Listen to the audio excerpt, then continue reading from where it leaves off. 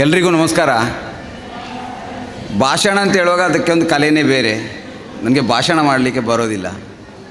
Just ಏನಾದರೂ script ಇದ್ದೆ ಏನಾದರೂ ಆ್ಯಕ್ಟ್ ಮಾಡ್ತೀನಿ ಬಿಟ್ಟು ಭಾಷಣ ಮಾಡೋರು ಇದ್ದಾರೆ.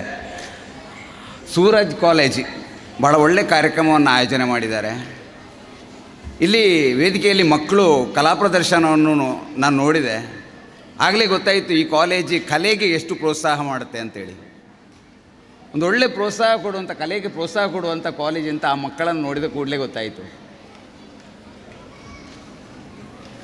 ನಾನು ಕಾಲೇಜಿಗಾಗಲಿ ಶಾಲೆಗಾಗಲಿ ಕರೆದಾಗ ಅತಿಥಿಗಳು ಬೇಗ ಬೇಗ ಓಡ್ಕೊಂಡು ಬರ್ತಾರೆ. ಯಾಕೆಂದರೆ ಅಲ್ಲಿ ಮಕ್ಕಳಿಗೆ ಸ್ವಲ್ಪ ಬುದ್ಧಿವಾದ ಹೇಳಲಿಕ್ಕಾಗ್ತದೆ.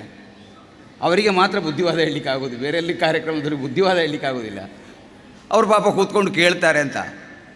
ಆದರೆ ನಾನು ಮಕ್ಕಳಿಗೆ ಬುದ್ಧಿವಾದ ಹೇಳೋದಿಲ್ಲ, ನಾನು ಪೇರೆಂಟ್ಸಿಗೆ ಹೇಳೋದು ಇಷ್ಟೇ. ಮಕ್ಕಳಿಗೆ ಕಲೀಲಿಕ್ಕೆ ಅಂತೇಳಿ ನಾವು ತುಂಬ ಫೋರ್ಸ್ ಮಾಡೋದು ಬೇಡ. ಅವರನ್ನು ನಾವು ಮಾರ್ಕಿನತ್ತ ಓಡಿಸ್ತಾ ಇರ್ತೀವಿ. ಮಾರ್ಕ್ ಅಂತೇಳಿ. ಖಂಡಿತ ಮಾರ್ಕಿನೆಂದೇ ಅವರನ್ನು ಓಡಿಸಬೇಡಿ. ಅವರೊಳಗೆ ಏನಾದರೂ ಒಂದು ಕಲೆ ಇರುತ್ತೆ. ನೃತ್ಯ ಆಗಿರಲಿ, ಸಂಗೀತ ಆಗಿರಲಿ, ನಟನೆ ಆಗಿರಲಿ, ಯಕ್ಷಗಾನದಂಥ ಕಲೆಗಳು ಅವರ ಒಳಗೊಳಗಿರುತ್ತದೆ. ಅದನ್ನು ಹೆಕ್ಕಿ ಹೊರಗೆ ತೆಗೀರಿ.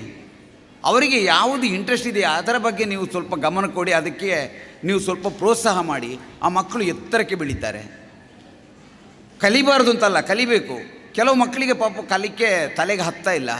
ಅವರನ್ನು ಒಡೆದು ಬಡ್ದು ನಾವು ಕಲಿಸ್ತಾ ಇರ್ತೀವಿ. ಅದು ಅವರನ್ನು ಇನ್ನೂ ಕುಗ್ಗಿಸ್ತದೆ. ನನ್ನ ಪ್ರಕಾರ ಅವರಲ್ಲಿ ಏನಾದರೂ ಕಲೆ ಇದ್ದರೆ ಅದನ್ನು ಹೊರಗೆ ಇಡಲಿಕ್ಕೆ ನಾವು ಪ್ರಯತ್ನ ಮಾಡುವ. ಆ ಮಕ್ಕಳಿಗೆ ಯಾವುದರ ಬಗ್ಗೆ ಆಸಕ್ತಿ ಇದೆ ಅಂತ ನಾವು ನೋಡಿಕೊಂಡು ಅದರ ಬಗ್ಗೆ ಕಲಿಕೆಯನ್ನು ಮಾಡಲಿಕ್ಕೆ ನಾವು ಪ್ರಯತ್ನಿಸೋಣ. ಯಾಕೆಂದರೆ ಮಕ್ಕಳಲ್ಲಿ ಏನಾದರೂ ಒಂದು ಕಲೆ ಇದ್ದರೆ ಅದಕ್ಕೆ ಪ್ರೋತ್ಸಾಹ ಕೊಟ್ಟು ತುಂಬ ಎತ್ತರಕ್ಕೆ ಬೆಳೀತಾರೆ ಮಕ್ಕಳು. ಈಗ ಇಲ್ಲಿಯ ಮಕ್ಕಳೇ ಈಗ ನೃತ್ಯ ಮಾಡಿದ್ದು ನೋಡಿದೆ. ಆ ಮಕ್ಕಳು ಇನ್ನೂ ಎತ್ತರಕ್ಕೆ ಬೆಳೆದು ನಾಳೆ ದಿನ ದೊಡ್ಡ ಹೆಸರು ಮಾಡಿಕೊಂಡು ಇದೇ ವೇದಿಕೆಯಲ್ಲಿ ಪ್ರಶಸ್ತಿ ಅಥವಾ ಏನಾದರೂ ಸನ್ಮಾನ ತಗೊಳ್ಬೇಕಾದ್ರೆ ನಮಗೆ ತುಂಬ ಹೆಮ್ಮೆ ಅನ್ನಿಸ್ತದೆ. ಯಾಕೆಂದರೆ ಇದೇ ಶಾಲೆಯಲ್ಲಿ, ಇದೇ ಕಾಲೇಜಲ್ಲಿ ಕಲಿತಂಥ ಒಂದು ಹುಡುಗಿ ಅಥವಾ ಹುಡುಗ ಇಷ್ಟು ಎತ್ತರಕ್ಕೆ ಬೆಳೆದಿದ್ದಾನಲ್ಲ ಅಂಥೇಳಿ ನಮಗೆ ಖುಷಿಯಾಗುತ್ತೆ. ಅಂಥ ಒಂದು ಹೆಸರು ಬರಲಿ ಈ ಕಾಲೇಜಿಗೆ. ಮತ್ತು ಯಾವುದೇ ಕಲೆ ಆದರೆ ಅದಕ್ಕೆ ಕಷ್ಟ ಇದೆ.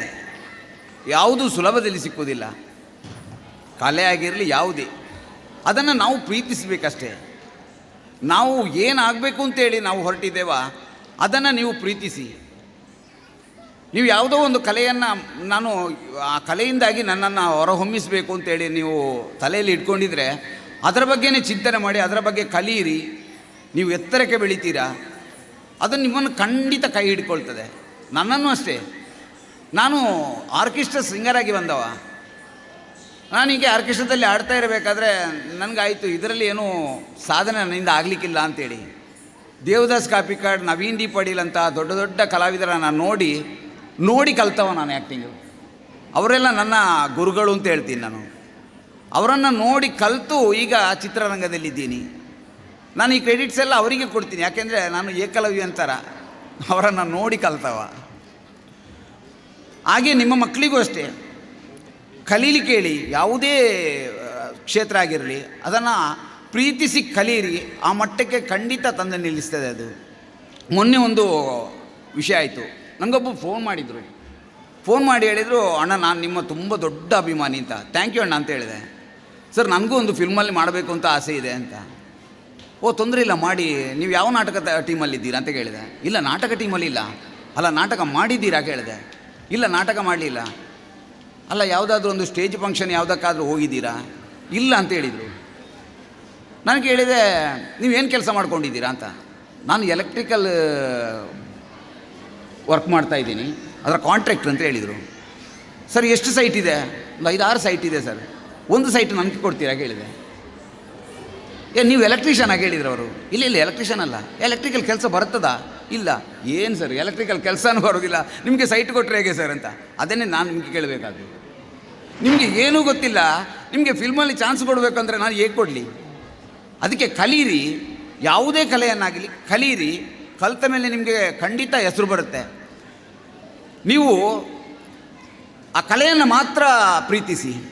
ಹೆಸರು ಮತ್ತು ಹಣ ಅದು ಅದಾಗಿಯೇ ಬರುತ್ತದೆ. ನೀವು ಅದರಿಂದ ಹೋಗಬೇಡಿ, ಹಣದ ಹಿಂದೆ ಹೋಗಬೇಡಿ. ಅದು ಅದಾಗಿಯೇ ಬಂದಾಗ ನಾವು ಸ್ವೀಕಾರ ಮಾಡಿದ್ರಾಯಿತು. ಕಲೆಯಲ್ಲಿ ಅದೊಂದು ವಿಶೇಷ. ಎಲ್ಲರೂ ಕೆಲವರು ಅನಿಸ್ತಾರೆ, ಓ ನಾಟಕ ಮಾಡಿದರೆ ನನಗೆ ಹಣ ಬರ್ಬೋದು, ಆ ಫಿಲ್ಮು ಮಾಡಿದರೆ ನನಗೆ ಧಾರಾಕಾರ ಹಣ ಬರ್ಬೋದು ಅಂತ. ಖಂಡಿತ ಹಣಕ್ಕೋಸ್ಕರ ಈ ಕಲೆಗೆ ಬರಬೇಡಿ. ನೀವು ಅದನ್ನು ಪ್ರೀತಿಸಿ ಮಾಡ್ತೀರಾ, ನಿಮ್ಮನ್ನು ಹುಡ್ಕೊಂಡು ಅದು ಬರ್ತದೆ. ಹಣ ಆಗಿರಲಿ, ಹೆಸರಾಗಿರಲಿ. ಅದಕ್ಕೋಸ್ಕರ ಎಲ್ಲರೂ ಯಾವ್ಯಾವ ಕಲೆಯನ್ನು ನೀವು ಪ್ರೀತಿಸ್ತೀರಾ ಅದನ್ನು ಇನ್ನಷ್ಟು ನೀವು ಕಲಿತುಕೊಂಡು ಅದರ ಕಡೆ ನೀವು ಒಲವು ಕೊಡಿ. ನೀವು ಯಾವುದನ್ನು ಆಗಬೇಕು ಅಂತ ನೀವು ಯೋಚಿಸ್ತೀರಾ ಅದು ಖಂಡಿತ ಆಗ್ತೀರಾ ಅಂತ ಹೇಳ್ಕೊಂಡು ನನ್ನ ಈ ಮಾತನ್ನು ನಿಲ್ಲಿಸ್ತೀನಿ. Thank you very much. Dialogue ಬೇಕಾ? ಡೈಲಾಗ್ ನಾನು ಅದೇ ಎಲ್ಲ ಕಡೆ ಒಂದೇ ಡೈಲಾಗ್ ಇಟ್ಕೊಂಡು ನೇತಾಡ್ತಾ ಇದ್ದೀನಿ. ಹೇಳಿದರೆ ಬೇರೆ ಯಾವ ಡೈಲಾಗ್ ಹೇಳೋಗಿಲ್ಲ ಸರ್, ಒಟ್ಟಿಗೆ ಜನ ಬೇಕಾಗ್ತದೆ. ಅದಕ್ಕೋಸ್ಕರ ಅದೊಂದು ಡೈಲಾಗ್ ಇದೆ, ನಾನು ಒಬ್ಬನೇ ಹೇಳುವಂಥದ್ದು. ನಳಿನಿ, ನನ್ನ ಶರ್ಟ್ ಕೊಡು, ನಾನು ಹೋಗೋದು. Thank you very much.